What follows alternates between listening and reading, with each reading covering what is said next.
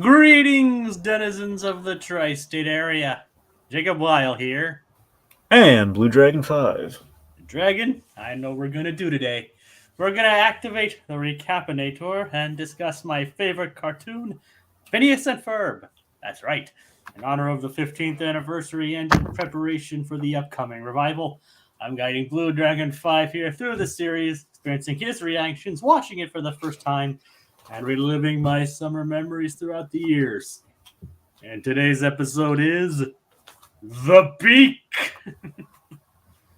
So the boys get a little superheroic in this one, Dragon. How you coming down on it? Yeah, so the Beak The Beak. is it's a fun homage to do you remember what year this came out? Like I think like 2010 or 2009. I can pull that up real quick. Yeah, 2010, like I thought. So yeah, this is interesting kind of send up to the big superhero boom that really took shape in '08. Not that it's exclusive to it, but I'm saying there's definitely a visage and kind of a theme to this episode that's a little indicative of a certain Marvel hero. Yep, which they would meet a couple years later. Yes, funny how that works. Exactly. But this is a kind of a fun parody of sorts. This episode, admittedly, it does feel a little weird to kind of throw the boys in the situation. Even the episode kind of calls it out that it's a lot of the norm for what Phineas and Ferb usually do. Especially as a caper. So it's good. It's an interesting one. It's fun. I don't know if it's like the go-to Phineas and Ferb episode, but it is a fun one to see. Yeah, it's one that I've always watched because there's a lot of stuff I enjoy about this episode in particular. Mainly, like a lot of the humor is on point. I mean, especially some of it is, especially some of it probably even funnier now than it was about 14 years ago. Especially how like superhero culture has like reached its peak since then. Yeah. So, and even then, it's like stuff that was even popular then, and like obviously the creators themselves grew up with like all the classic superhero stuff like Batman, Superman, that kind of stuff. So there's clearly a bunch of that in there too. Yeah. So you can tell they had fun with this one. All right, we have some comments here with it. Like, I'm not sure if this is the show's first superhero episode. It pretty much is, actually, or not. But it's definitely not. That's certainly not the last. Yeah, we'll be getting there in a couple seasons. This is arguably than the actual superhero films that Disney did. By that, do you mean under Marvel or something like Sky High? And even then, Disney also technically produced The Incredibles, which I don't know how this would stack up against that. I mean, probably would. I mean, I probably wouldn't rank this higher than The Incredibles myself. About you, Dragon. No. Yeah, I didn't think so. I said I'm a fan of this show, and I would rank this above The Incredibles, to be honest.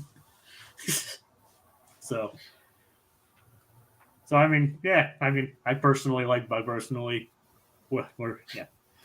Anyway, so shall we get into it, Dragon, or do you have anything to say first? No, let's just get into it. All right. So the boys, I love their latest invention, the Edge of Insanity, Kiss You But Goodbye, Gravity's a Stone Cold Sucker, Nightmare, Rail Skate Track, Obstacle Course of Doom. In hindsight, the obstacle course of Doom part probably should have tipped him off. This was not the best. The best idea. Yep. As Phineas himself points out, after their skateboard gets shredded, mauled, and eaten by thrown around by a leopard or a cheetah. Jacob, do you know what time it is? Oh, is it that time already? I mean, pretty much, yeah. It's a new record. Yeah. Because it's Gritty Reboot time! Did you hear it that time? Yeah, I did, yeah. Okay. We've been having some technical issues, so I just wanted to make sure. Yep. But Dragon, lay the Gritty Reboot out. I mean, this one's like kind of fill in the blank at this point. I mean, we kind of have two at least great reboot junctures in this episode. The first one coming like, well, had their little friends been there during this part? Had we had Baljeet or Buford or Isabella, try the thing out? Had Isabella shown up on time? She'd be a goner. She'd be dead. She would be a person no longer. She would be roadkill. She'd be half pipe kill. She would just be like Kaputski, goodbye. I mean, Baljeet would be like, oh man, just when he started to get good, we killed him off. Buford would be like, oh, Buford didn't stand a chance. I mean, look at him. I mean, he rocketed up in that little refurbished kiddie ride. He's going to be like a manhole cover by the end of that. Look at that. It's again, the cheetah would definitely go after him because of all the meat on his bones. Yeah. So yeah, I mean. So basically, yeah. So the boys, they built essentially an innator more deadly than anything Heinz Doofenshmirtz ever built in his lifetime. Well, I mean, to be fair, he has created several things that could be used deadly. That could be deadly if put it to their proper use. But true. Of course, Doofenshmirtz never uses them properly. Never. Not once. I mean, remember, one of his things was like straight up destroy anyone who couldn't make up their minds. Yeah. In the gritty reboot, Baljeet would die and Dragon would still. But we've had this conversation before. In the past. But he's on the turnaround, right, Dragon? Yeah, that's it. He's been on the mend. He's been fine. Oh yeah. All right. So, anything else to add to the gritty reboot? At this juncture, Nova, we will be. The time will roll around once again. Like 12 on the clock. It will come back around. I have some ideas of where one could possibly fall under. So, all right, time to go. So, yeah, the obstacle course. I mean, it looks fun, but obviously, they need protection. Yes. Instead of scaling things down, they let's not water down our art. I mean, come on, we're not. What are we going to do? Are we going to scale down? Have we met? No. What we're going to do is we're going to armor up, buddy. We're going to make sure we can't possibly get hurt unless something hits us in the face. We can't possibly get hurt. Exactly.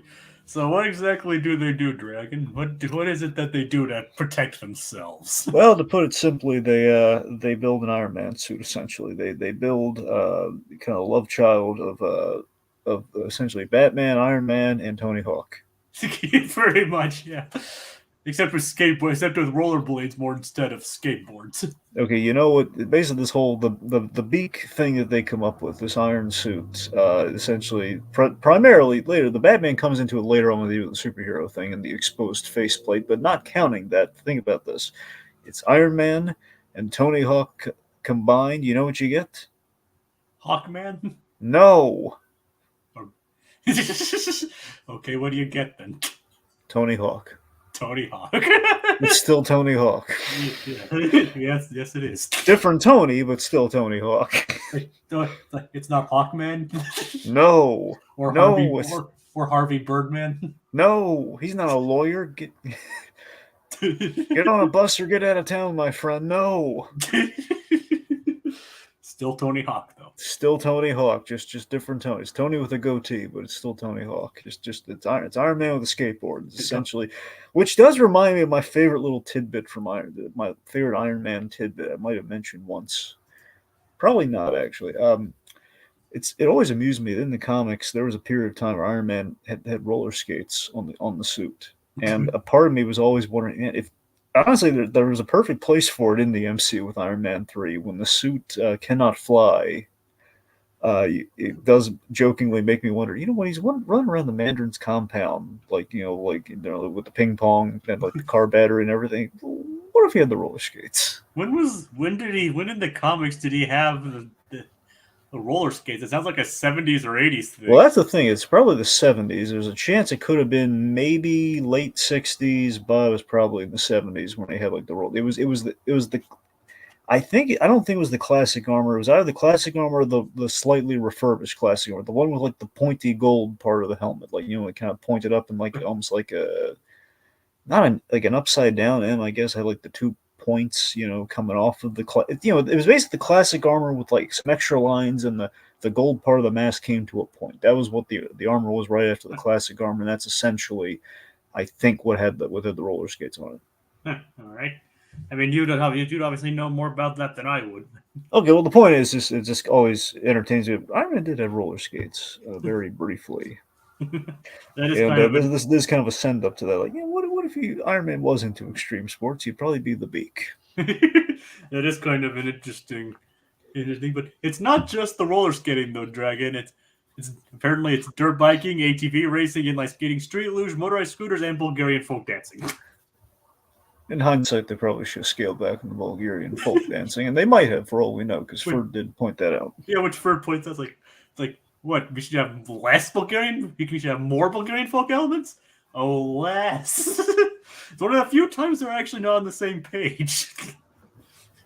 Which is kind of funny if you think about it. Like, usually they're like on the same page. They never have like anything. And Ferb has a lot of sass in this episode.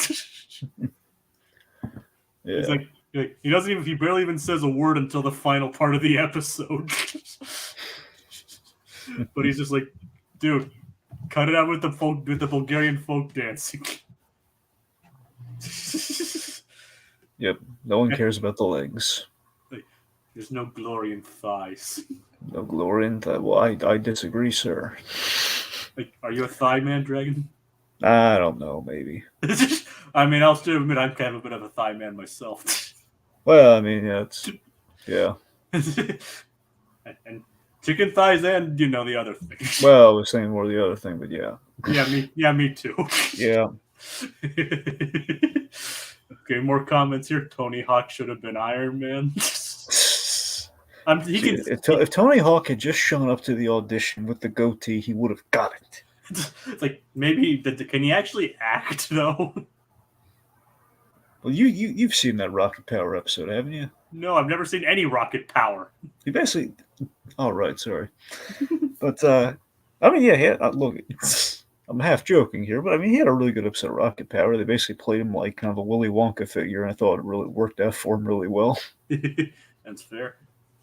And it was him. It was himself. And he has popped up in other things. I'm struggling to think of his live action appearances, but yeah. I mean, I know there's a skateboarder that showed up in Nez Declassified, but I don't think it was him. No, I don't think that was him either. Wait, well, no, I don't think it was him. I think it was another extreme sports guy.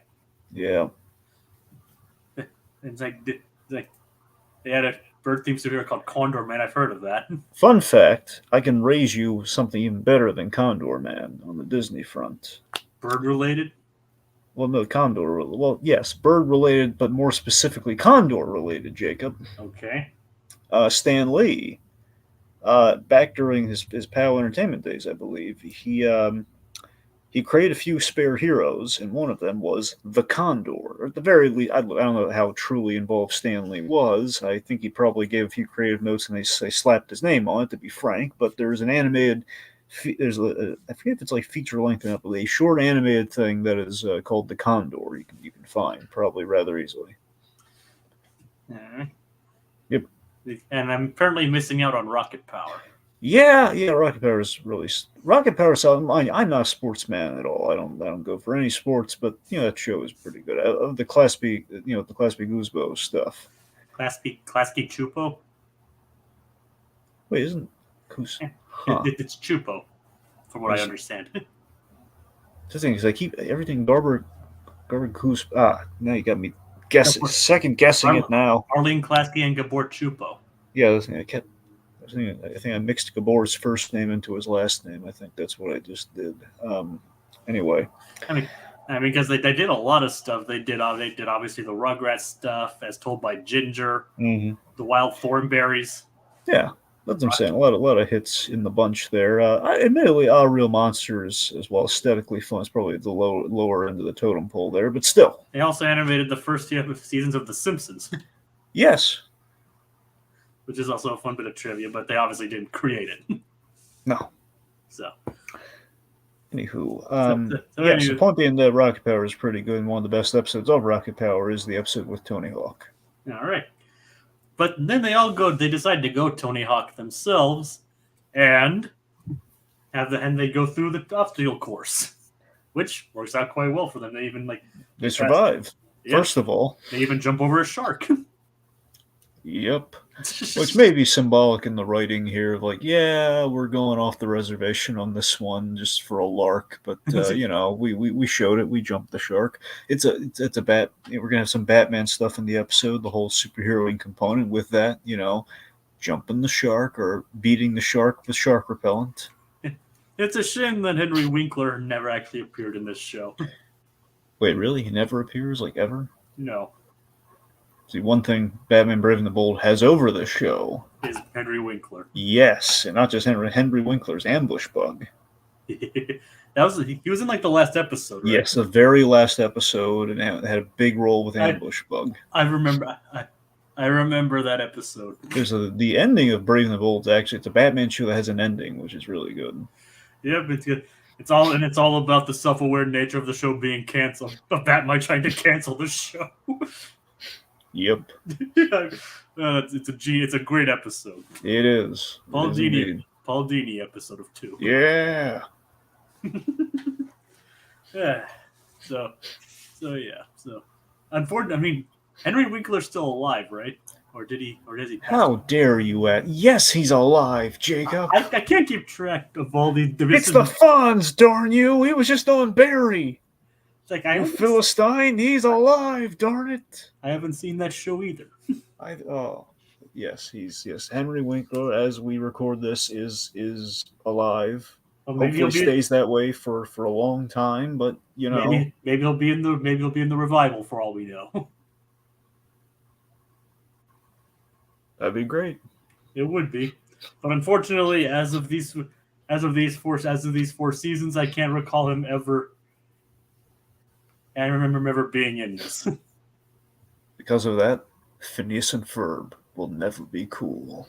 Truly, undoubtedly cool. They'll be okay. They'll be pretty nice. They'll be maybe spectacular. It won't be cool. As long as they could wear the sunglasses and fake it. That's true. They could do that. Maybe they'll be fake cool. Yeah, it's better than nothing, though, right? Is it? Yes, it is. Okay, then. I was wondering if you were going to go for that. Yes, you did. All right. You mean yes, I did. Yes, you did. All right. So of course, after this sick, brief song we have there, we actually hear Buford cry out for help. And Baljeet got stuck in a tree. Okay, this is priceless. Just Buford. Buford saying like a shrinking violet. Saying, help! My nerd's in a tree! My nerd! He's stuck in a tree and I can't get him down! God. How did Baljeet even get up there? Clearly, for all we know, Buford probably put him up there. That'd be funny if he just launches him there and there's wait, I can't go about the rest of my day. I need my nerd back. I need to call for help. I can't get him down. I didn't think this through. There goes my whole day. Yeah. Alternatively, it might have been Baljeet's his papers blew up into the tree and he went to go retrieve it, but he had no plan to go down. Meanwhile, Isabella comes back and trying to report on what they're doing. Yes, Isabella trying a Lois Lane approach here. Yep, tries to figure out what they're doing, but finds them gone. Yeah. It's like, where could they have possibly gone? So that's interesting. Isabella not in the know. As we kind of call out later, she can't say what you doing, Yeah. Which sends her into an existential crisis. Of course, she has to say the catchphrase. Yeah. So the boys launch over with their awkwardly placed rocket launchers. Not very good for stabilization, is it? To have them come out of the butt. Yeah, it was not. It was a design flaw, to say the least. I think what happened there in the Division of Labor, we had a really good suit up montage, but I think Ferb was in charge of it, and Ferb was taking prize in the thighs. It's like after all, he seems to think there's glory in thighs. Careful with the use of glory there, but yes. I mean, that's what he says himself. No, he does, yeah. It's like hello. Remember at the end, and everyone's praising Phineas. He's like, hello, entire low half of amazing superhero here. I guess there's no glory in thighs. That's true. I don't know if that was intentional for them, but it seems like it. Anywho. Yes. It's like so. But yeah, so he's very, it's kind of like, imagine that scene where Tony is figuring out like how to use the repulsors to fly, but instead of on his hands and feet, he put them on his butt. Yeah. Well, what if I want to sit, Pepper? I mean, come on. If I want to levitate in midair with my legs crossed, how about that? How am I going to show off if I? I can totally see Tony seeing something like this and being like, "Yeah, butt thrusters." All right, this wasn't well thought out. I admit that. Like, yep, admitted. Okay, I was right. I was wrong. Bad idea. No, what he does is he tries to sit down and he just catapults into the ceiling and then he gets doused by the fire extinguisher by Dummy. The dummy. Yep. It's like okay, I deserve that one. Either that or you'd say, worth it. Tony would probably be like, worth it.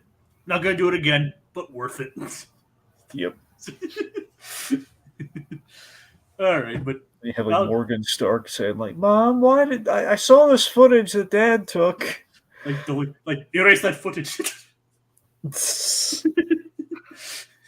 just wondering, like, yeah, your father was an unusual man in the beginning, dear. It's like I thought I told you to erase that footage. It's like it's too funny. Yeah. Right. The Beak is Iron Man as if he was actually likable. I mean, technically, the original point of making Iron Man was to like make someone who is seemingly unlikable, to be likable. Yes, he had a likable moment or two, the bare minimum. Come on. I mean, Drake, wasn't that the original like point of his creation anyway? Like, well, do you mean like the character in the comics, or you mean the MCU? Character in the comics. Like right. I read somewhere that like the idea Stan Lee created Iron Man is basically I'm going to take the most unlikable character and get people to turn around on. Where I'm going to have them be like it's in the '60s, basically Vietnam's going on. It's like we're going to have a guy who's like industrialist, he's selling weapons. He's rich. He's essentially he's all these reasons not to like him, and then we're going to have him like kind of come around, and that'll kind of win over essentially the then hippie generation, then like very anti-war generation. And then make them like him. Exactly. You're going to feel bad for him because it's all this. Again, it's a time-tested thing with Marvel. It was a really good idea, and I think I forget Tony Stark was really maybe the first direct thing. Like I want to make a character who's unlikable in concept, and then we're going to like build, work from there. It is a kind of an interesting dichotomy, though. Like Stan Lee did honestly had a lot of great ideas with Iron Man when he did that. Yeah. It's like. Anyway, it's like so Buford actually starts managing to coax Baljeet out of the tree with fractions. Yep.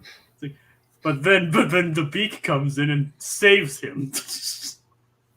Like this is so much worse than hitting the ground. It's like, yeah, I mean, would being saved by a superhero flying that fast actually feel better than landing on the ground, especially considering he was just up a tree? Well, it depends. Are you injured when you fall? Yeah, that is true. I mean, depends, I guess. I don't know. I mean, people sued Mr. Incredible when he saved them. It's like, you did ruin my life. You didn't save my life. You ruined my death. It's just like such a wonderful. I love the illogical logic there of like, yeah, the ramifications if you save someone who didn't want to be saved. Yeah, I mean, it's like, dude, why didn't you just? And I guess it was kind of obvious what he was trying to do, but well, still, you can't let people. I mean, like by law, you're not supposed to let someone kill themselves. Yeah. I mean, I get there's like a whole euthanasia kind of thing to factor in there, but it's like you're not supposed to. Like by law, I mean, it's almost like it's like that weird Samaritan law in that one Seinfeld episode, which again was not a real like actual law. It was just for comedy purposes in that episode. Just the whole thing of like, if you have the ability to do something, you should try. But still, it's like, as like a vigilante or so. It's like, well, again, by law, people aren't allowed to kill themselves. I mean, how are they going to punish them afterwards, though? Well, I think it's just kind of sad and suffering. You're like, well, you got to keep on living. Well, okay, actually, sorry. Let me rephrase it. What I mean is, I like, how are they? don't think you can't punish them by law. You put them in programs and treatment and stuff. I'm saying it's not against the law, but you're not. It's like still murder. It's like murdering yourself. So Well, we should probably move away from this topic. Yes, please. It's like, okay, so Baljeet's clearly not happy that he's saved, but Buford is. It's like, you saved my nerd. I will. You ruined my death. well, Baljeet's not, trying to off himself. But we don't know. I mean, I think he's trying to get down. Maybe you read the instructions wrong, Jacob. You ever think about that? Instructions unclear, wound up on tree. Climb up tree. Wait, how do I get down? How do I get down? No, here's like he climbs up the tree, and the instructions blew away. What do I do now? I need guidance. Just climb down. Well, then again, people don't think rationally when they're panicking. Exactly. It's like, but of course, Isabella sees this and finds something else to report. A brand new superhero. Yep. A brand new superhero here to save the day. The Beak. The Beak. Well, meanwhile, we haven't talked about what that old platypus is up to. Yeah. So, Dragon, what is going on in the land of the platypus? All right, in the land of Doof, so to speak. Yeah. Doofenshmirtz has put out an infomercial, essentially. He's taken over. Yeah, and we're in the middle of evacuation Z Omega, which is Doofenshmirtz has claimed, emphasis on claimed. Yeah. Doofenshmirtz claims to have taken over the tri-state area, infomercial style, and I love like the backdrop of like him basically shaking hands of like women, children, babies, and like eating bacon. And he's like, so basically, don't go out and question, and remember, doof you, doof me, doof us. Yep. Expert campaign slogan there. Yeah. So because of this, Monogram and Carl are freaking out, and they're in a panic. And in such a panic, they don't even think that double check to see if it's actually true. Oh no! I mean, it was on an infomercial, Jacob. Of course, it's true. And when has the television ever lied, Dragon? I mean, yeah. I mean, well, the radio, yes. Orson Welles lied to us on the radio, but not the TV, not the television. No. It's frozen peas and all that. Yeah. You know what I'm talking about? Yeah, I remember what you're talking about. Yeah. All right, I'm not gonna say it out loud then. Yeah. Well, no, I mean, like also like the whole the War of the Worlds thing. That's what I was referring to. I know, I was referring to the Critic episode where he did the frozen peas commercial. Yes, which is based off the real thing. Yes. Yeah, but it's anywho. Yeah. Okay, anyway. So Monogram and Carl, they basically go incognito. They go underground until things blow over. And how do they do that, Jacob? Before you say it, it's actually kind of funny that you mentioned Orson Welles, considering they reference his most famous role in this episode. Mm-hmm. Yes, during the whole Doof Me, Doof You thing, we see Citizen Kane. It's Doofenshmirtz as Citizen Kane. Citizen Doof. Yep. Citizen Doof. Yes. But to answer your question of what Monogram and Carl are doing, they dress as a mother and baby. Eerily. Yes. The Monogram is like a lady with a mustache. She's wearing a wig and everything. And you have Carl is the most disturbing of the bunch. Shaves his head and puts on a diaper. So, times like this make you go, dang it, Carl. Why do you gotta be so messed up? Yeah. Well, Monogram's in on it too this time. To be fair, we've seen Carl go go undercover as just like a 12 like a 10 or 12-year-old kid. Okay, so we've seen it as a child versus a baby. Why the baby? That's what you gotta wonder. Why? that's a good question, Dragon. I think Carl's got some issues, Jacob. Oh God, we're going all over the place with this one. I think so. I think Carl. That was gonna be my other gritty reboot. Oh no, we have to switch. I'll have to switch back over to that after we're done with this. Yeah, okay, I guess for the meantime, who would? Okay, I guess we should ask who also would make a good man baby. uh, Weezer. Yeah, pretty horrifying. Yeah, I He's think also, the Carl from Johnny Bravo would absolutely go for the man baby thing. I think he'd do that. yeah, those two definitely would. Carl the Minion, bred for it, and we've seen the Minions go undercover as babies before. So I mean, he'd probably be the best at it. Well, at least it'd be more convincing. Well, yeah. Like, except for the fact that they'd probably rather have a minion with 2 eyes. Well, still, I mean, it could be a Minion with jaundice and an eye patch. Fair enough. There you go. Okay, so there you go. And back to and also gritty reboot time. Gritty reboot time. Gritty reboot time. So you're probably asking yourself, Carl, why a baby? Oh no. And I think it's good. You're gonna find like a flustered Carl going, well, why not a baby? Who is going to suspect an infant of any malfeasance? You know, who's gonna look twice at the baby man in the carriage? And I think deep down, Carl's been he's always had this contingency. There's been like he had that too readily available. You know, I mean, he played Major Monogram's son that one time. I think it gave him a good feeling inside. I think it was like, you know, I don't know what Carl's home life was like. I don't know what his childhood was like, but I'm getting the sense. I'm not trying to play armchair psychiatrist here, but I'm thinking Carl had some issues growing up, and he's looking for both a mother and a father. And I think he's found them both in Major Monogram. We've seen the father in those kind of Leave It to Beaver years, but the baby inside Carl. When he's in the crisis, I think he reverts fully back to a childlike state, and in doing so, he's looking at Major Monogram as the most secure place he could be, and that's going to be the bond between mother and child, Oh God. mother and baby. You know, like the Mama Monogram ain't gonna let anything happen to her little precious baby Carl. If Monogram's already married, that's the scary thing here. Exactly. Monogram. Remind me. Do we ever see Monogram's son? Yes, we do see his son. I think Carl is secretly jealous of Monogram's son. At this point, I don't think Carl even knows the son exists. Maybe intentionally. It's like, I don't want to know anything about Major Monogram's life because I want to be his son.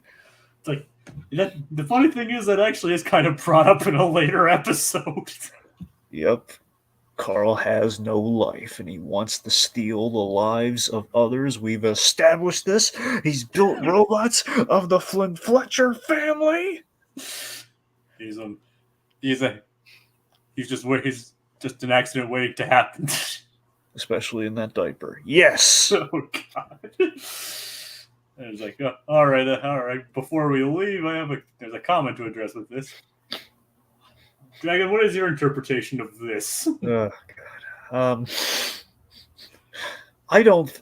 I mean, we've seen. I think Carl Beaumont has too much dignity to do that. I think he would die as long as his daughter was all right. I think he'd accept being killed by the mob before dressing like a baby man. Probably, or Dragon unintentionally predicted the plot of an episode. Real quick, earlier Kogia said that Seinfeld episode was loosely based off of real law in real life. Maybe you heard about it. That's the thing. I know there was a real life basis in the inspiration for that episode. I forget if it was. There's like this lawyer once who did a video on that Seinfeld episode, and he basically debunked a little bit of that, where it was like a law that I don't think it was a law that fully took, or it was, at the very least, it wasn't fully as presented in that Seinfeld episode. Was it Legal Eagle? Yeah, that's the guy. Huh, all right. Yeah, he's good. I haven't really watched a lot of his stuff.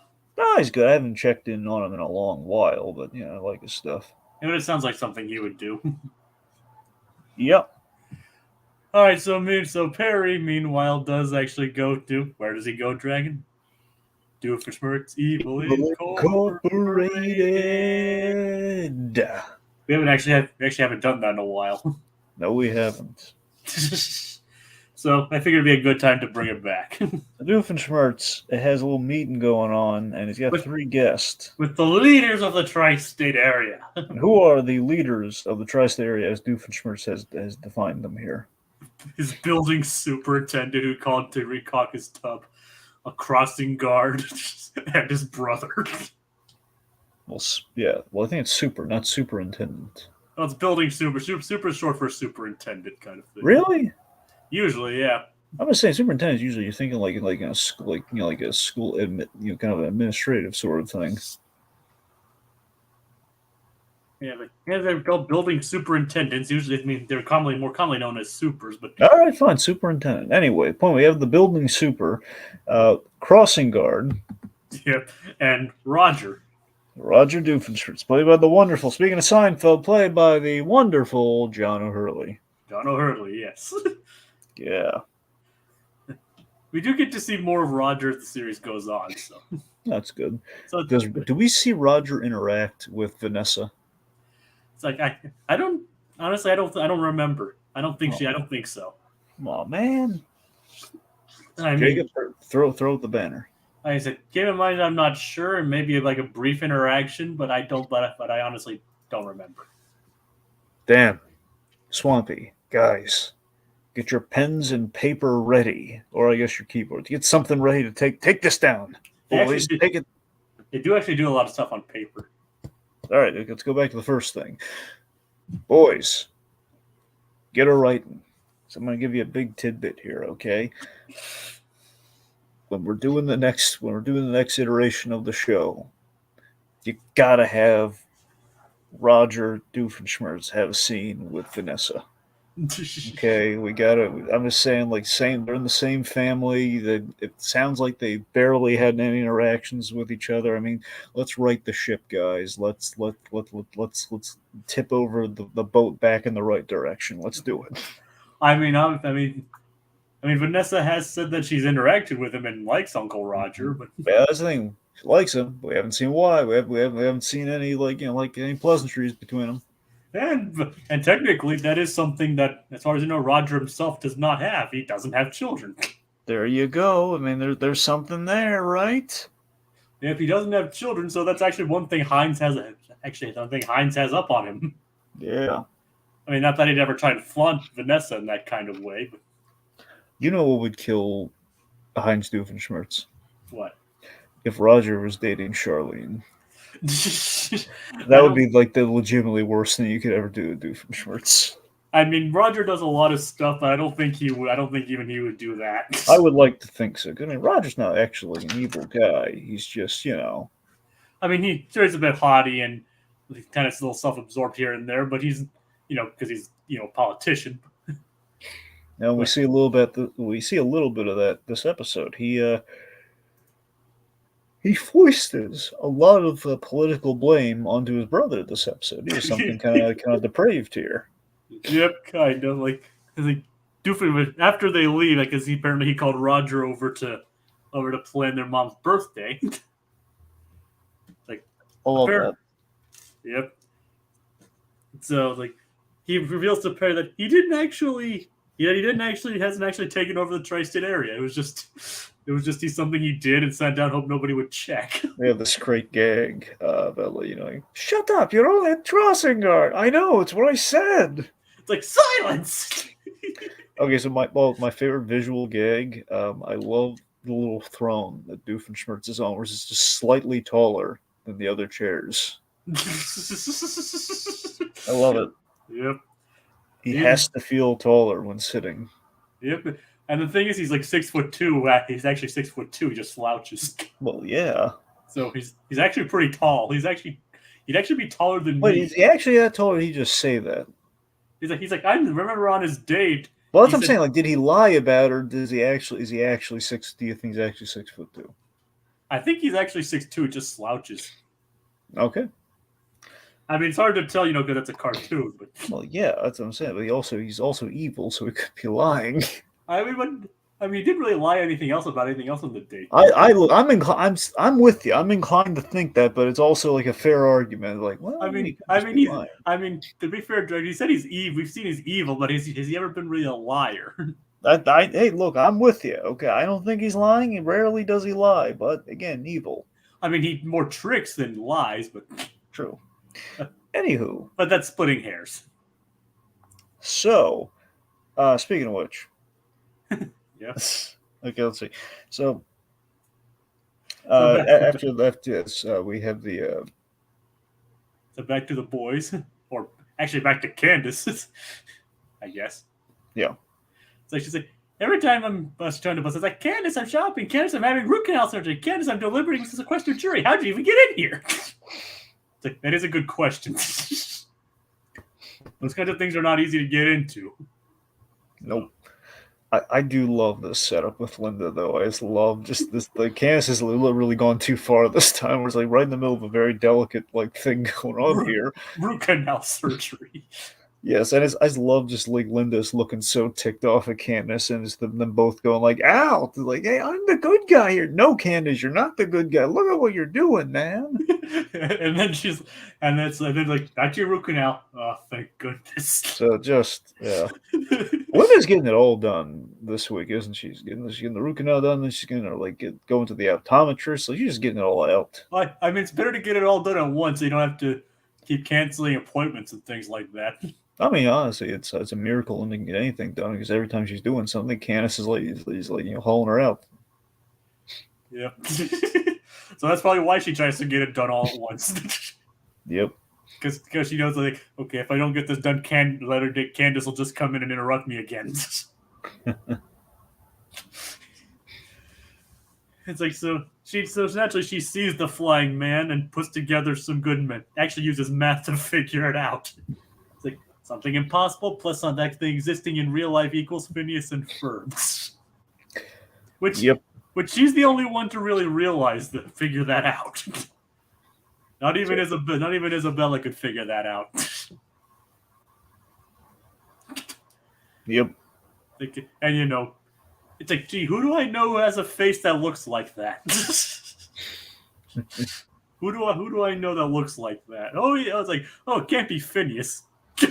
He is gone. I haven't seen him all day, and he's always gone when the Beak's not here. But it can't be him. That's always how it works, right? She's not getting her observancy badge. Or like, yeah, but she got her odor patch later on. Bet she did. So we take one away, we give her another one. Yep. Yep. All right, so the Beak has his first supervillain. Jacob, what is the name of this terrifying super foe? Kaka-poo-poo. Yep, Kaka-poo-poo. And Kaka-poo-poo is voiced by Ben Stiller. Yep, and his wife voices, his wife. Pretty good. Yep. It's Christine Taylor, that's her name. Yep. So, I think this kind of is reminiscent of two villains for me with Kaka-poo-poo. Well, kind of three. I mean, so here's the thing. So I think the color scheme is a lot like there's a little bit of Lex Luthor in there. A little bit. I think just the costume itself looks a lot like Frank Gorshin Riddler for the whole '60s Batman thing they're going for with the nest later. But the actual two things it reminds me of most: Harold from the Powerpuff Girls. Harold. Yes, you've seen the Powerpuff Girls, right? Yeah, but I don't remember who Harold is. Okay, there's that great episode of the Powerpuff Girls where you have just the neighbors down the street, and the father wants to be a supervillain. He's the guy that's like, eat your pee, Professor. Hey, that's him, yes. It's like, I just looked it up and it's like, oh yeah, that's him. Yeah, so that's Harold. That's a classic one. Exactly, it's a great episode. So there's a lot of Harold in this guy with the whole mundanity applied to him, and there's the namesake alone primarily. A little bit of Professor Poopy Pants from Captain Underpants. A little bit, but less on the nose. I mean, caca poo poo though. I don't know. I know, but it's not as unknown as poopy pants. True, but professor. Yeah. Yeah. He's not a professor, but he does seem to have some kind of engineering genius. He's able to make this caca crawler out of discarded washers and dryers. That's the thing. Basically, he's dressed like the Frank Gorshin Riddler, but the color scheme. Well, technically, it's kind of reverse color scheme of the Frank Gorshin Riddler. But you could also say maybe. I'm just saying, given the mechanized stuff that he's building, a little bit of Lex Luthor in there. And I remember what his wife keeps doing to him. His wife keeps throwing chairs at him. Oh, heck, remember, Greg, if you remember the Arkham games, like the Riddler did actually build a lot of technological stuff. Well, I'm not saying he's in. I'm saying Lex Luthor goes around giant, like the old school Lex Luthor went around giant walking robots and stuff. So that's the main. I know, but I'm just saying. Like Riddler doesn't build giant walking robots. All right, well, he did fight. He technically in Arkham Knight, which is after this, I guess, he built a fighting mech. Yeah. Wait, was that Arkham Knight or was that Arkham City? I think it was Knight. I couldn't. I don't know. I thought no. The mech was when you find all the trophies in Arkham City at the end, like Catwoman. I think you fight the mech. Like he also did. I remember he also did that in Arkham Knight too. Trying to remember. Okay, wait a minute. Yeah. So in Arkham City, in one of the games we foil the Riddler and he's like stuck in his own trap having to walk around, and I think that was I could have sworn that was in Arkham City. We beat him in the mech and then we put him in like the little trap that he had everyone in. And basically forced to play his own maze. Yeah, that's the thing. So I don't know if the maze was City or if the maze was Night. We did that to him. Oh, here's the thing. At the end of all the Arkham Knight, we kept putting him in the Batmobile and taking him back to the police headquarters. No, we didn't. That had to have been City when we did the mech and we did like the whole maze. They beat him. They beat him and then took him took him in the Batmobile. I don't know. It's been a while since I played Arkham Knight. I'm pretty sure. I mean, I don't know if Code Geass wants to weigh in on that, but I'm thinking that was City. I think. Well, the thing is, we're actually thinking of games. We're actually going to be talking about a game in a couple days. Yeah. It's like, so look forward to that. Okay, so Code Geass then brings up relevant point here. I believe this is the second superhero thing that Ben Stiller has been in, because he was in a film called Mystery Men. Did you ever see Mystery Men? No, I have not. It's worth looking into. I think if memory serves, Mystery Men was kind of a independent comic of sorts, kind of a one shot. Well, I don't know if one shot's made the right. I forget if there was a couple. It was like a brief series, or if it was like kind of a graphic novel of sorts. But the point is, you have Mystery Men, which is a comic of basically average Joes who become superheroes, and with very mundane powers. Oh, it also had William H. Macy and Paul Rubens in it. Yeah, and also Hank Azaria. Oh, nice. Yeah, it was a good, and Jeannie Garofalo and Kel Mitchell. You had Kel in it, man. Nice. It's a good movie. It's it's before Shrek. I forget what you had the year on that, Jacob. It says 99. Yeah, it was before Shrek. Yeah.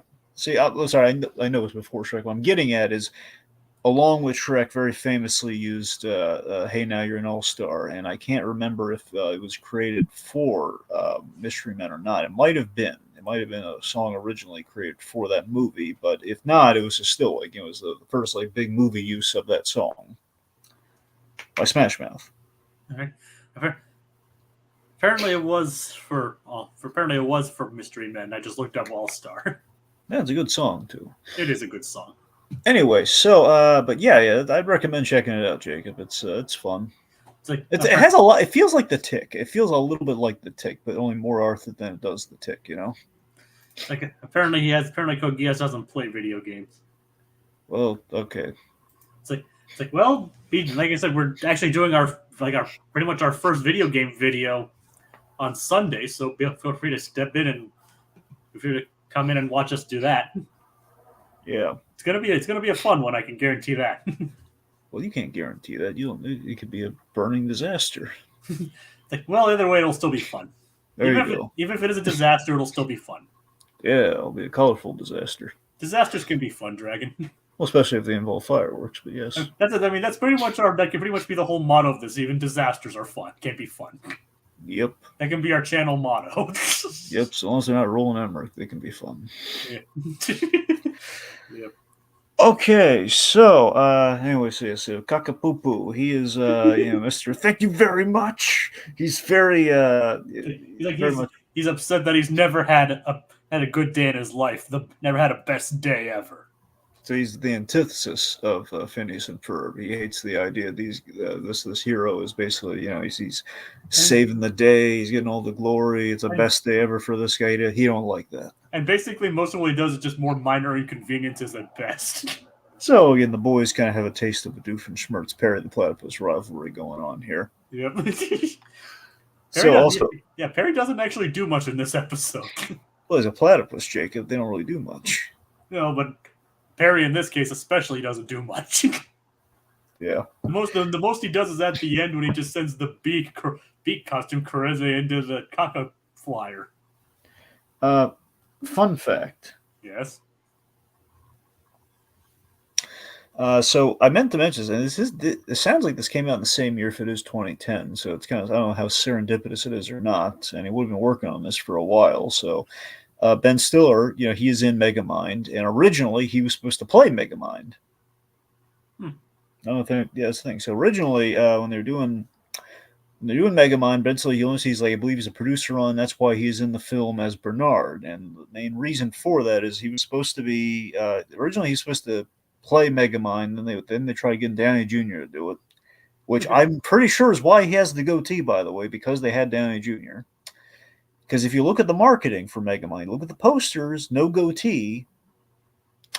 That's what I'm saying. For a time, there was no goatee, and then they added, and then it's going a little back and forth, and they end up on Will Ferrell. and they're kind of stuck with some Ben Stiller in there as Bernard. Well, Will Ferrell was probably a good choice for Megamind. Yeah. I mean, I can't imagine Megamind without Will Ferrell. Oh, of course. I mean, he's perfect for it. Everything worked out right. I'm just saying it's kind of that's how a little correlation. We don't get Megamind without Ben Stiller, is my point. And it does make sense considering at that point Ben Stiller has already had a couple movies with DreamWorks. Yeah. He was Alex from the Madagascar movies. Mm-hmm.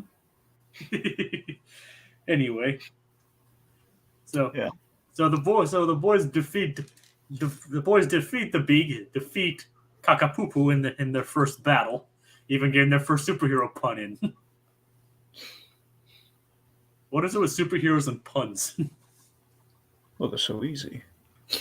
Yes, they're super easy. Sure. You didn't get my pun just now? Yeah, I know, I got it. It just wasn't funny. It's not your best. Hey, there's not a lot to work with. Yeah. Eddie. So the boys actually do manage to save the day. We even see Monogram and Carl run by, like, my baby, which is still disturbing. Yep. That it is. And right. So we actually figure out what Kakapupu means. Well, I think we all know what Kakapupu means. Yeah, it means the strong fist or that strong fist. Thank you very much. Yeah, I mean, come on. What do you think they were going for? Naturally. So, also, we should probably mention Roger. He's foisted the tri-state area's problems with all the supervillain debacle onto his brother, letting him, in quotes, win. It's like someone's going to blame this all on me. And then his assistant's like, well, it's not like you had the bill for the executive order for protecting against a giant robot attack as a coaster. Oh, wait, you were. Elaine, you're promoted. Who's Elaine? Yeah, Seinfeld. All right. He was her boss in Seinfeld. I love that. John O'Hurley could actually read the phone book and make it exciting. Really? I mean, pretty much, yeah. No, I don't think he wasn't. He didn't make Family Feud exciting, though. I guess not. Not. It's like, to be fair, if you could compete with Richard Dawson in that regard. Well, I mean, wait a minute. Steve Harvey's the current host of Family Feud, isn't he? Yes. I mean, there you go. Yeah, Steve Harvey's really good. I mean, yeah, Steve Harvey is good. I'm not going to Yeah, do you can that. compete with Richard Dawson. It's not impossible, but John Hurley can't, apparently. It's like, what about Richard Karn? I mean, look, Karn's great, but I mean, Steve Harvey has presence, man. I mean, I know. I'm just saying, but do you think Karn was better than I'd have to Hurley? see a side by Hurley. I don't know. I mean, I really look. I love Home Improvement, so I don't. I mean, I do too. I mean, Al's perfect. Al's That's what I'm great. saying. Like, I don't know. Maybe I don't know. Honestly, I don't think I've ever seen him outside maybe one episode. Seen him host Family Feud, so I don't really have a good feel for how he did. It's like, even Coke is like Steve Harvey is hard to beat. Yep. Yeah, that is very true. Yeah. And back to the show, Isabella tries to get an exclusive interview with the Beak, but gotta go by. It's Yep. like, thanks for saving me. And she seems to be having a little something for the Beak. Is she cheating? Well, no, because you have to actually be committed to something to be cheating on it. I mean, she's pretty committed to Phineas. Yeah, but it's not official. No. Oh, come on with the official business. I mean, look at Candace and Jeremy. Okay, they're an item. Okay, they're dating. They're not dating yet, Dragon. But I know. Look, I know they're not like official. But come on, they're dating. Dragon, you had the same thing when she had a thing. She got a thing for Prince Charles. See, that was different, though. Okay, that was the point is she dropped the guy like a bad habit just because she was on a trip. She was like on vacation, like goo eyes for the British version of Jeremy. And technically, it wouldn't even be really cheating because it's the same guy. Well, no, Jeremy wasn't the same. I'm talking about Isabella. Here. I know that. I'm saying she lucked out, but you see, I'm saying the fact that I've been snubbed by Phineas. I'm going with the Beak. Little shallow, and she the Beak's treating her worse. Honestly, he's saving her, yes, but he's not sticking around really talking to her. He's just kind of going off. Well, it's the whole rescue romance kind of thing. I know. To be fair, Lois Lane got lucky. She fell for two great guys who happened to be the same one. Yep. Yeah.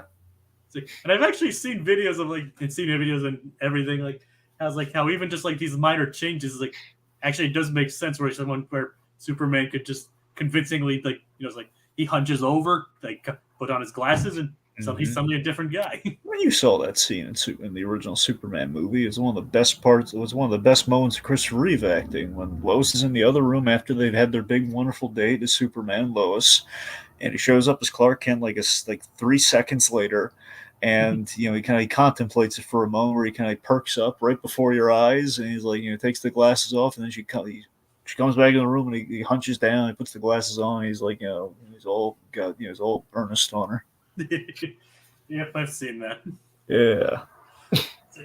They don't make them like that anymore. No. I also still remember that one scene where in the animated series, there's well, you see, Lois, I'm actually Superman in disguise, and I pretend to be a reporter to teach you out of the byline. Yes, I love that joke so much. And just you're a sick man, Kent. God, it was so funny. It's you asked. It's technically he's not lying. Yeah, Tim Daly. No one ever gives Tim Daly enough credit. Yeah, well, because afterwards he got replaced by George Newbern. Yeah. Only because Tim Daly went on for a show and that show never got picked up. Yeah. So. Also, I think Tim Daly suffered an injury too once. No idea. I could have sworn Tim Daly broke both of his arms one time. I don't know if that had anything to do with things or not. I'm not sure. Maybe not both arms. I don't know, because I know he and Jeremy Renner both have been injured in a similar way. I don't know if that was he went the full Renner and kind of broke both arms. And this is before the snowplow thing, something way before that. I'm saying seriously, Jeremy Renner, he was working on the movie Tag and he broke both of his arms, and a lot of people theorize that's why he wasn't in Infinity War.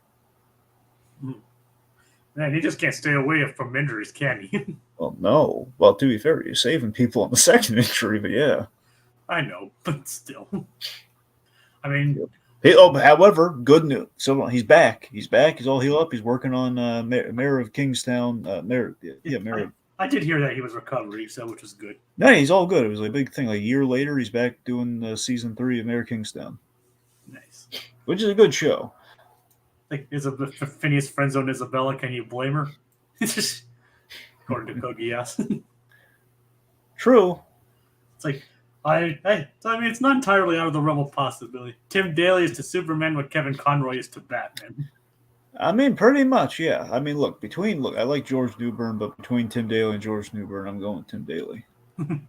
Tim Daly did get it started. Yeah. In terms of voicing, at least. Yep. It's like, all right. It's like, well, the life of a superhero is a lonely one, even after only 11 minutes. Yep. So that's the halfway point of the episode.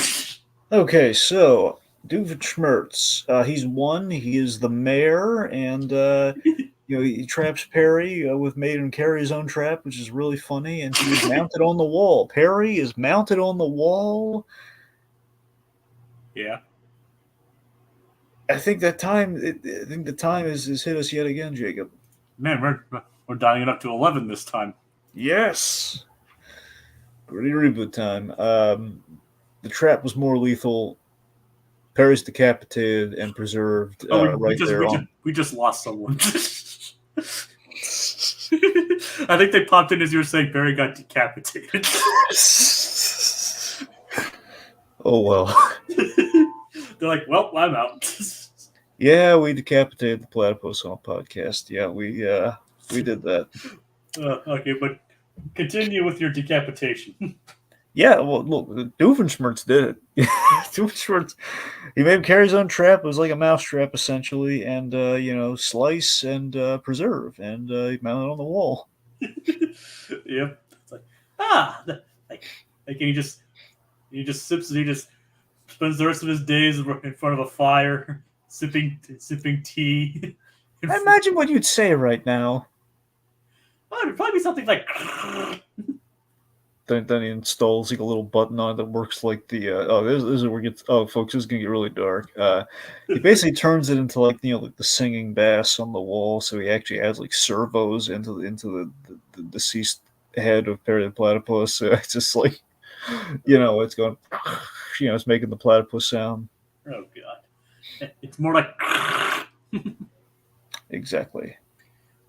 The funny thing is when I went to Anime Columbus last year, Phineas and Ferb were impressed by the fact I was able to do that noise. Yep. A little bit of a humble brag there. Okay. Yeah, I mean, yeah, I gotta throw in I'm throwing that in somewhere. Yeah. So Doofenshmirtz all seriousness though, so he is Perry's kind of trapped there. It's likely he's going to keep him there just to kind of watch him be successful. Yep, Doofenshmirtz is not successful at all. Nope, I mean his assistant doesn't respect him at all, and he's being buried in paperwork. He's got to watch a new villain steal his thunder. It's like, hey, you haven't noticed the stage in the grip of fear of panic caused by an evil supervillain intent on destroying our way of life. I should be doing that. But that's my job. Yeah.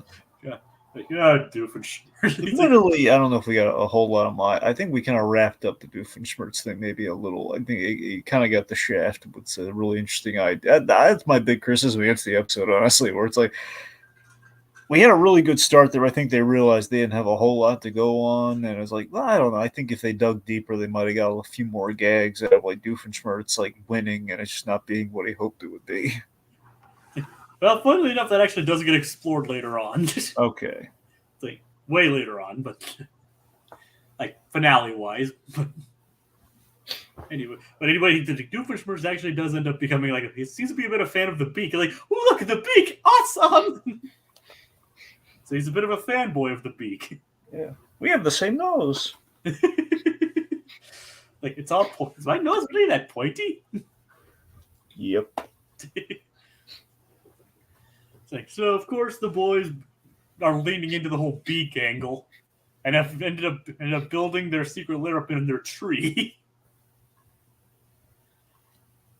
But before they can get up there, Isabella comes back and accosts them. You really let them? She's not very happy with them right now. No, she keeps getting keeps getting shafted, keeps getting keeps getting basically treated like Candace to an extent. Yep, and Phineas is not a good liar, is he?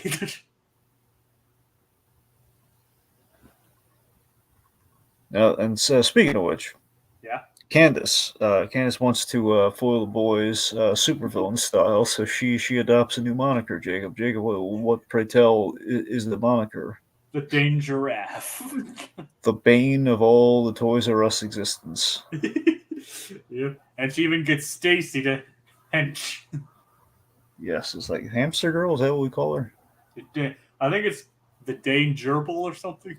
Oh my god. I think that's what it was. Anyway, so it doesn't go well as Candace tries to rope their mom in there by stealing her purse. Yeah, but she's obviously not very successful at it. This is painfully hilarious. Where she's like, I'm robbing you. It's like, yeah. Yep. Here's $20. I've stolen $20. And the boy and Phineas and Ferb are just there. Yep. Not even doing anything. Nope. Oh god.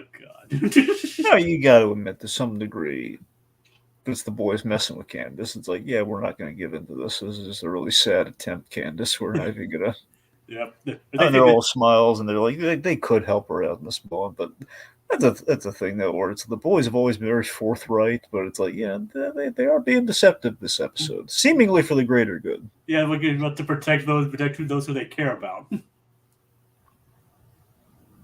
You know, like they don't obviously not telling Isabella or telling Candace. So it's like, and speaking of which, their theme song is like one of the few that actually insults the audience. What did you make of that? I don't know how I feel about it. It's like, yeah, straight up just kind of insults the viewer. It's like, you're lame compared to the Beak. It's funny. Yeah, I mean, most of the heroes, obviously, most superhero songs you hear, like they're praising the hero or something like that, or doing that, but they're like, he's better than you. It's like you really, like, seriously, how much do you bench compared to him? It's like, admittedly, I don't really bench at all, so the Beak definitely has it up on me. Oh god. So, and of course, Stacy loses the bike, so she's not even that good of a henchman. Stacy's good for a lot of things, but henching is apparently not one of them. Nope. So what's next? All right, let's see. So Candace teams up. The Dangeraf teams up with Kaka-Poo-Poo. It's like, apparently giraffe girls robbed me. Ferb has been working on. My child can't see the movie of your monstrous giraffe head. Yep. Like like, apparently she saw the movie in costume, which is just a funny visual. Yep. I mean, to be fair though, pretty much anyone sitting behind Candace would have a hard time seeing the movie. Oh yeah. It's like, I mean, that big, with the. She's the worst thing that happened in the movie since Nicole Kidman. What do you mean by that? Did you ever, every time I think now they finally stopped. So ironically, during the Aquaman movie, which cracks me up to no end, like the one movie she's in that I've seen lately, and at all the AMC theaters, they kept having this thing since the pandemic of like, we're back to the theaters, the whole it's Nicole Kidman, she's alone, she walks in the movie theater, she sits. That's Nicole Kidman? Yeah, it's Nicole Kidman, yeah. But you've seen it though, right? You've seen it. That's what I'm saying. So that's her, and they've been playing it ever since the pandemic, and it's been going on and on. The years after we've seemingly gotten people to go back to the theaters, and it's been annoying as all get out. And finally, with the Aquaman movie, it seems they finally stopped it, and it's a movie that she's actually in briefly, but she's actually in it, and they stopped it. But still, it's just like I don't hate Nicole Kidman. I like Nicole Kidman, but admittedly, I don't love her in Batman Forever. But I think she could have worked regardless. Nicole Kidman, it's just the fact she's like, we did not need all that Nicole Kidman before we're getting into every Marvel movie. I don't need Nicole Kidman showing up. It's just every movie Dragon. I know it's every. I'm just saying. I'm hyped to see a Marvel movie, and then there's Nicole Kidman again. Like, come on! Especially to say, yeah, now your feature presentation, and then that. Yeah. It's like last time I checked, this was not part of the movie. It's like finally the trailers have ended. We're gonna start, and like, nope, Nicole Kidman. Here's a minute of Nicole Kidman talking for. It's not even like a brief, like, hey, watch the movie thing. Like sometimes they do the directors, like, no. Like that's at least a little variety. There's ton that ties in the movie. Like, no, this is like Nicole Kidman, the same boring thing. I'm walking down the theater. I'm walking up the stairs. I'm sitting down. We're seeing some random movie clips. And then I'm going to look into the camera and smolder and then enjoy the movie. You make movies better. Yeah. Like, as pointed out, like, Stacey may not be a good henchwoman. Kelly Hu has proven herself to be a good henchwoman in X2 and Under the Red Hood. She is a really good henchwoman under the Red Hood. Like, I forget if she was thrown into that truck with all the other criminals in the end of Under the Red Hood. I forget if she was threatened. I mean, she doesn't really do much in that movie, right? Well, no, not much. I'm just saying, like, the Joker betrays Black Mask and puts them all in like that truck and basically pours gasoline on. And I wonder if she was like with the thugs, if she was in there, or if it was just like because he asked for guys. I wonder if like she was there or not. That's what I can't recall. If she was tied up with the rest of them, I don't think she was. Oh, she was. Oh, she was. Here's the only reason I thought she wasn't was because I don't know what sense it would be for her to be there if it was like Black Mask. But then again, why would Black Mask be there? So it makes sense. I guess she and Black Mask and the rest of the guys will all be lit on fire. The funny thing is, Phineas is in that movie too. That's true. He is. He voices the teenage Jason Todd. That he is. Also, if memory serves, I think they brought him back for. I'm pretty sure they brought him back. For Death of the Family. For Death of the Family. Yes, which is always an odd choice, but I mean, it makes sense, but by the same token, it's like, come on, man, let's get Ackles.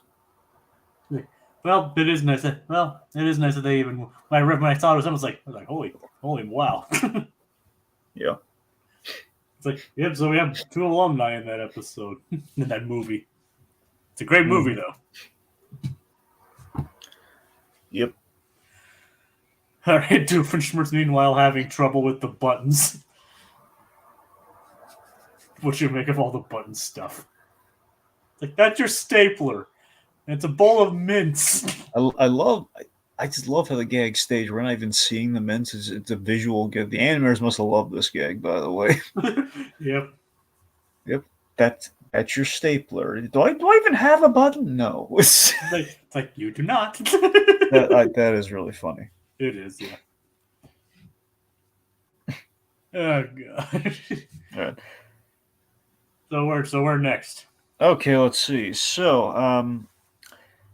so the boys they see Candace. They presume Candace is in peril with the Beak, so they give up. The danger giraffe. It's like It's like they got Candace. He found out what was most important to us, which is nice. It's like it shows how much they care for their sister. I think flies over Candace's head, but it's nice. Yeah, but it's like the most of it like what? Oh, she's just a henchman. He's like, oh, I do not hench. And then she just straight up leaves. It takes me back to that moment in She-Hulk with the whole goons versus henchmen thing. Or again, henchmen believe in a cause. Goons, they're hired. Like, what about hench from Kim Possible? Well, that's different. That's like they have like the the whole hench corporation, which you get the yeah. It's like Draken's henchmen are. I don't know. I mean, I think Draken's henchmen kind of believe in them for the most part, but But I just love how they they made a whole Henchman Incorporated kind of thing. I know, I love that, and like Fred Willard as like I forget what the first name was, but it was Mr. Hench. Essentially, it was something hench. Yeah, it's like Fred Willard's surprisingly good at playing a lot of shady businessmen. Well, of course. I mean, yeah. I remember Shelby Forthright from Wall-E as well. Mm-hmm. Very good name on him. Yep. Unfortunately, when we did Geek Out, I couldn't remember that. No. So, but I do now. Yeah. But then again, I won by like a massive lead in that particular geek out. So I guess one or two things, a couple things that I don't remember didn't really affect the score that much. Nope. So, Who was your competition? Who did you go up against? I believe Laser Dude. Okay. Well, I mean, you see, I remember when you did the psych him out, though. Like you said, Condiment King, he fell to pieces, so. I didn't do that one. Oh, no, you know you could, though. I could. It's like, instead of Super Toilet, I'd be like, Condiment King. See, we're going to do one time is, he's never going to watch this. We're going to do one time is, we're going to have Condiment King give someone a bonus point. Yeah, that'd be great. And he'd be like, just to watch his head implode. It'll just be fun to watch him squirm. Or if he accidentally says it and then we like tease him, he's like, okay, you get the point. He's like, wait, what? Exactly. That's what we'll do. We'll lull him into a false sense of security forever. Yeah, it'll be great. Just keep him guessing. He'll never be safe. Like never again. From Condiment King. Fear the condiments, Laser Dude. With relish. Relish the anticipation. You'll never catch up to him. Never. Okay, I'm running out of condiment puns. Kiss your hollandaise goodbye. Okay, I'm running out of condiment puns. All right. So, you'll never be barbecued. Okay, that one was bad. That was a bad one. I'm not gonna. I'll say that up front. That was bad. Yeah, I can smell the flies coming off that one, but it was so bad that it was funny though. Whatever helped you sleep at night, buddy. I heard you laugh. Yeah, no, I did. Because it could have been a pity laugh though, but I know, but it's still a laugh. Sure, I'll take what I can get, Dragon. Okay, so Kakapoopoo, he's defeated by his wife. Yep, he's like, well, what happens is like they figure out why he's doing that, and then Phineas and Ferb unmask. It's like, well, actually, I haven't got into the sequence where the Beak saves Isabella. Yep. It's like they have to like the classic superhero dilemma: do you save the one person or save everyone? Which, of course, is a nod to the first Spider-Man movie. Yep. Well, it's a classic Spider-Man dilemma, but particularly that is the first Spider-Man movie. Yep. Yep, and of course, unlike Spider-Man, the superhero, the Beak is actually more than one person and can easily split up. Yeah. Which we have this hilarious visual of this sweet visual of Phineas saving Isabella. But then this hilarious visual of the Beak just flailing around as Ferb goes to destroy the billboard. Yep. He's like, whoa. Like you just the visual of him running just without support from the top is hilarious. Of course, then Isabella realizes there's like, wait, Phineas is the Beak? It's like, Candace is like, yeah. And then the thing is, they actually offer Kakapoopoo to a way to have a good day, to help them fix their skateboarding course. But does he take up the offer, Dragon? No, he doesn't want. He calls out the free labor, like, no.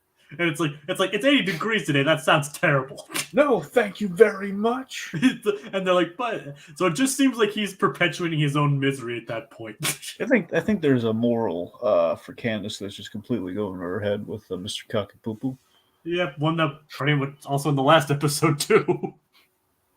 It's like she's just basically just give up. Just give it up, have fun, seize the day, carpe diem, that kind of thing. And of course, his wife returns to throw the chair at him. It says a lot about like the fact that he's married, probably presumably for a while, and even then he doesn't describe his wedding as a good day.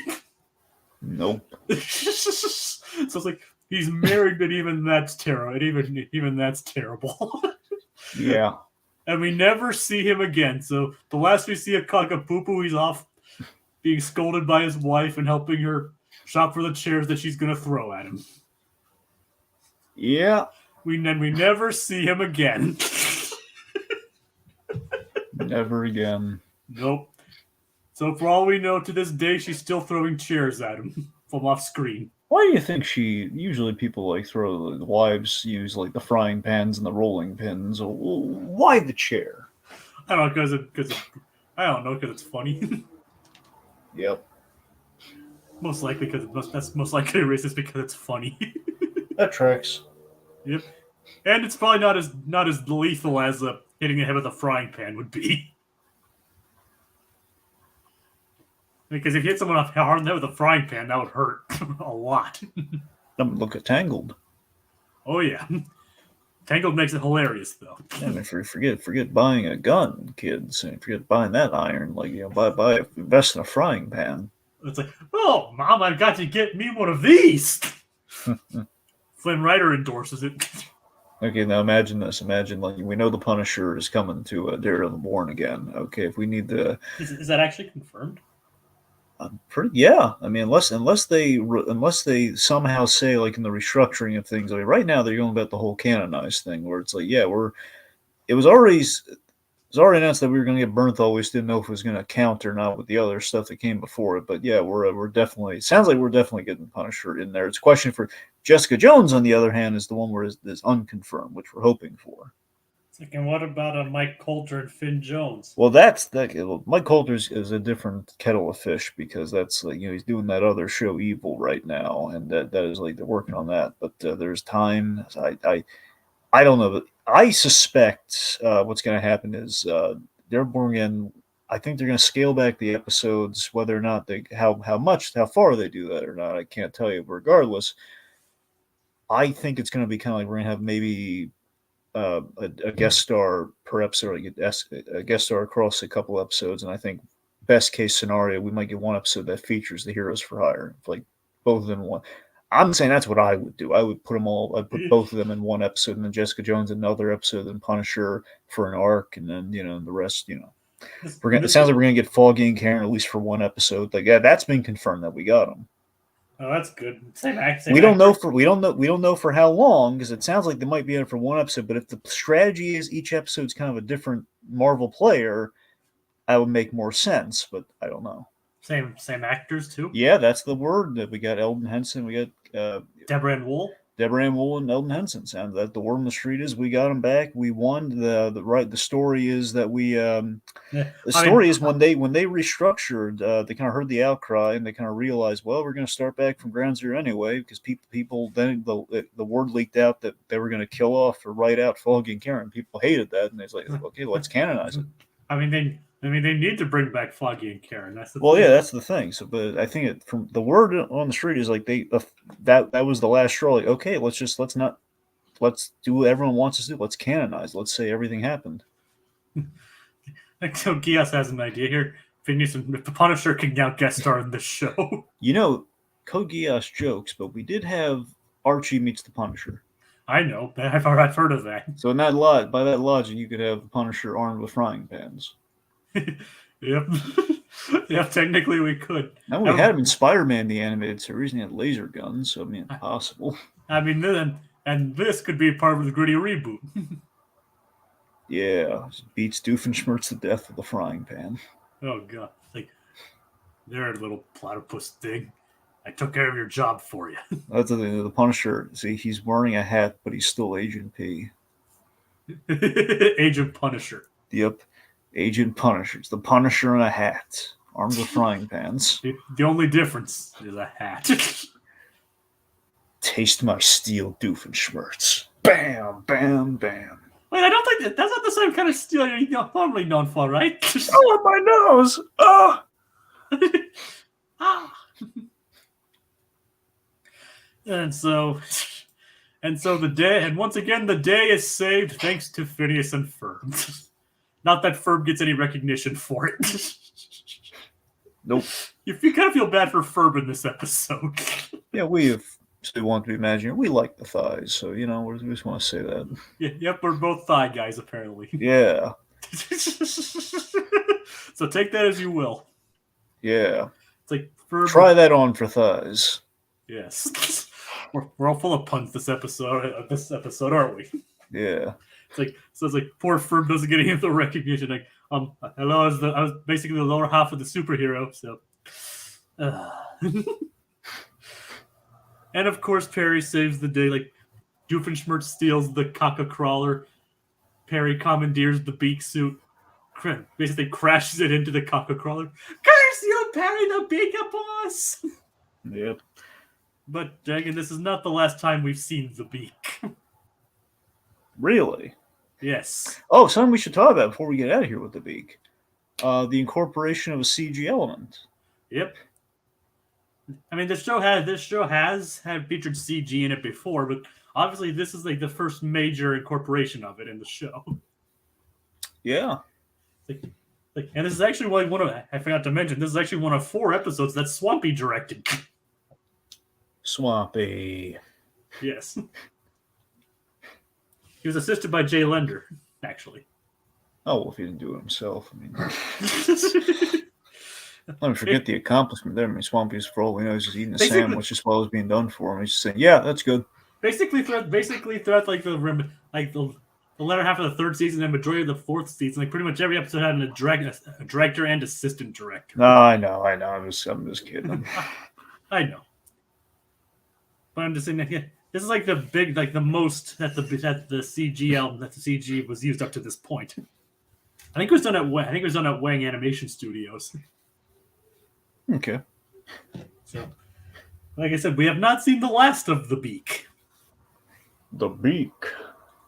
The Beak will return, and you've actually seen the Beak. When we covered Across the Second Dimension. That's true.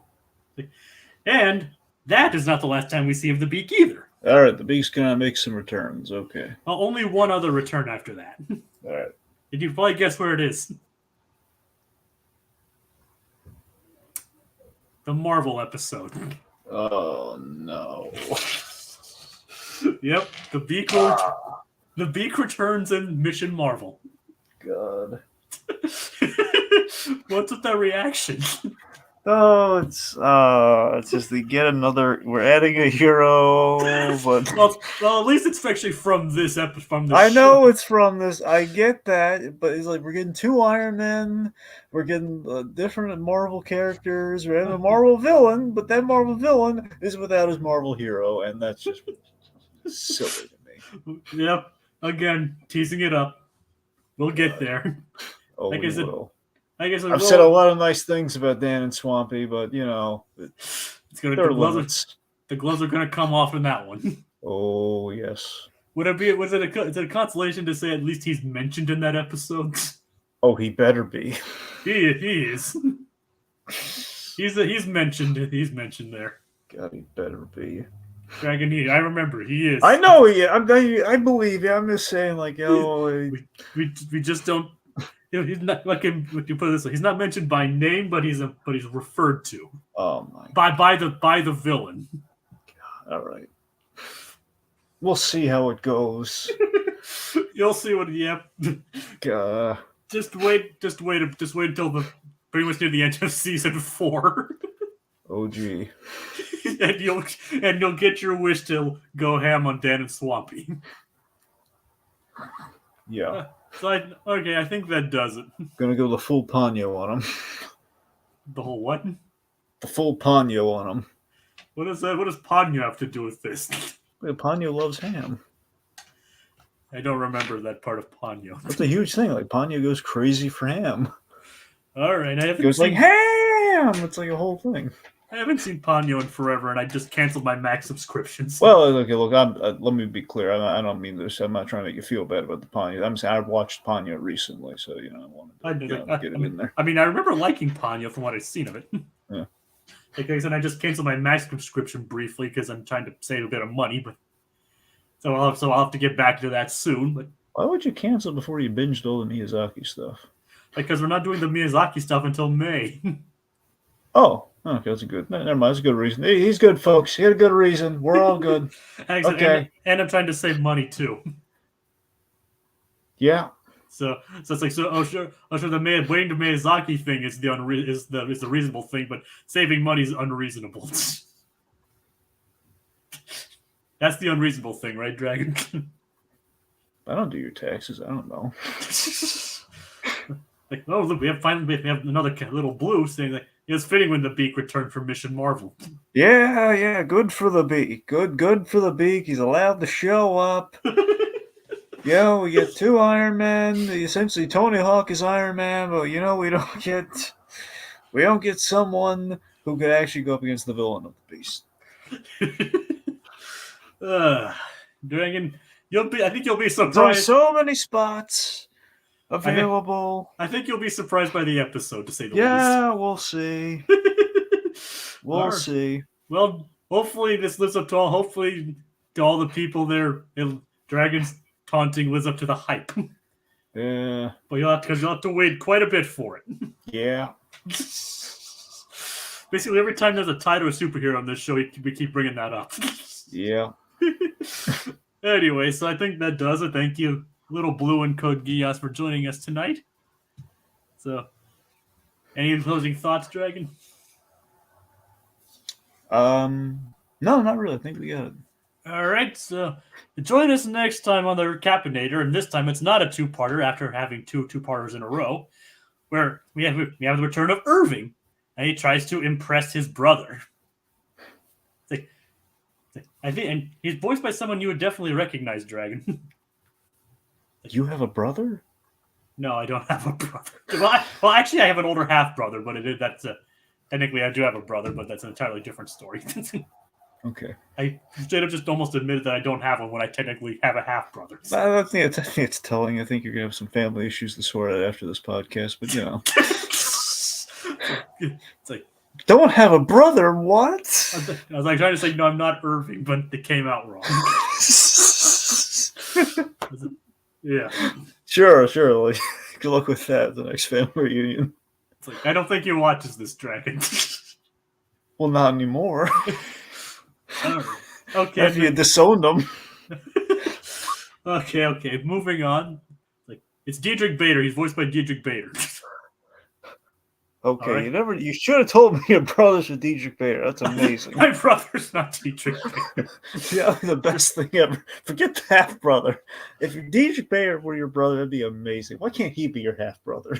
Like, Dragon, if Diedrich Bader's my brother, I would have told you by now. I would hope so. I'd be impressed if you didn't, but I would hope you. I hope you would.